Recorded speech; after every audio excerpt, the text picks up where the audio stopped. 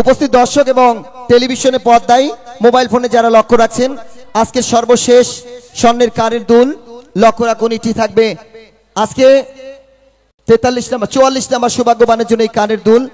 তবে এই কানের দুল আপনাদের মাঝে আমরা তুলে দেব সম্পূর্ণ একবারে সেল রিসিট সহ।